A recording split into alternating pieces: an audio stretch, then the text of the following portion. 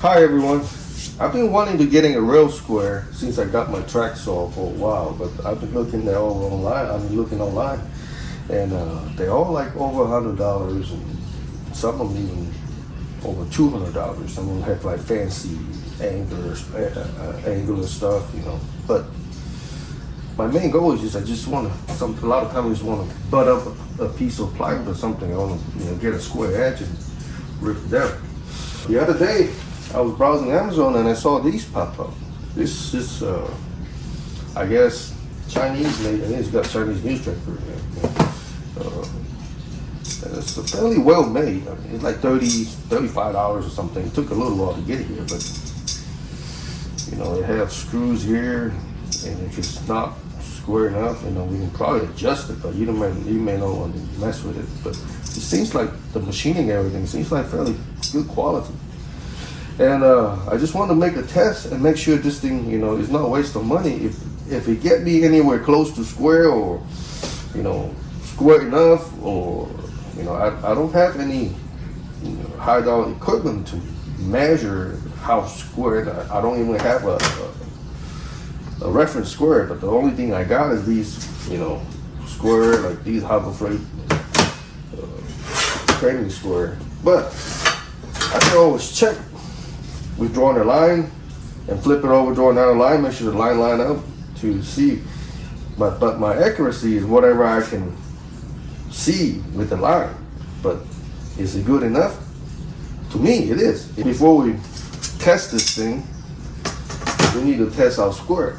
Make sure these are square. The last time I checked them, they are, but you never know. These are not, you know, somebody may drop it or something. So to do that, we're just gonna draw a line and flip it over, draw another line. Oh yeah, by the way, if you wanna do this, if you wanna do this kind of test, make sure this edge is straight. A lot of time when you get an edge is not straight, then you're fighting yourself. It happens to me one time. I was, you know, getting something that wasn't straight, and I was all over the place and got frustrated. Before I started, I actually used the track to cut this, so I make sure these is as straight as the track. To do it, I prefer you use mechanical pencil. I was using this before, and the lines just keep getting bigger and bigger. So got a mechanical pencil. This is a 0.7. It's better than those. I prefer like a 0.3 or 0.5, but you know, that's all I got. So what we do here is describe a line. Then we flip the square over. Let me move this out of the way.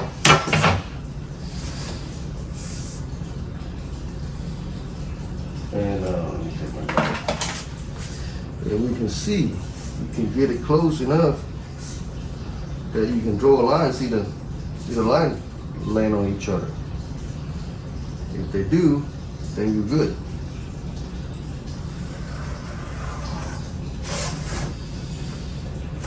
So, as you can see, it's pretty good. I can't say it's 100%, but it's probably less than I have to worry about. You see, the key is you check the top. Once you get up there, if the gap will widen. But if you're up there at 18 inches and you're still less than probably the 32nd, I think you're pretty damn good. You pretty much you can call it good. So the next check is, since the line is still here, I'm gonna put the square, real square on. I'm gonna draw another line with this track saw track.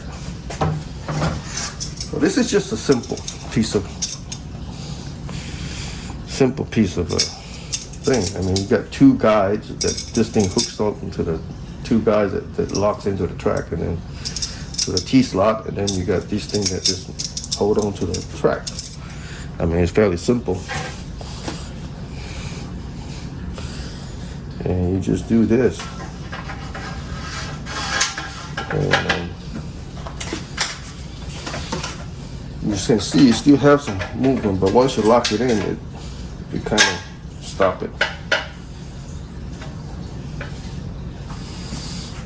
And if the worst comes to worst, I have to put some tape to calibrate it. I will. Let's check it.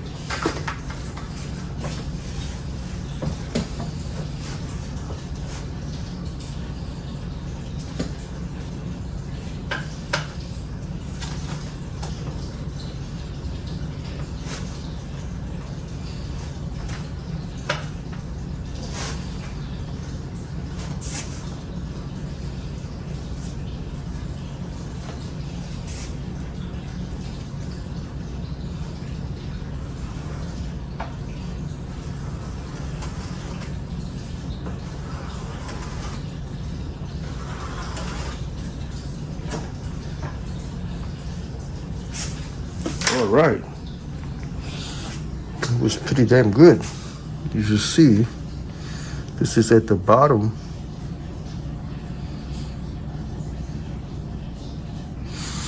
And you see, this is at the end. I drew that line all the way to the end. So that's from the track saw. This is from the track saw guide, and this is from the square. And well,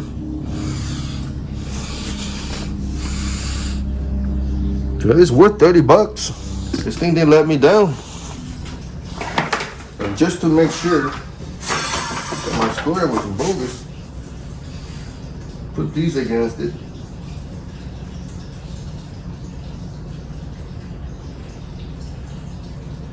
And it was that nuts within 12 inches. Well, folks, this is $33, and it's worth every penny, I think, to me. And that's it, guys. If you like the content I presented, please subscribe to my channel.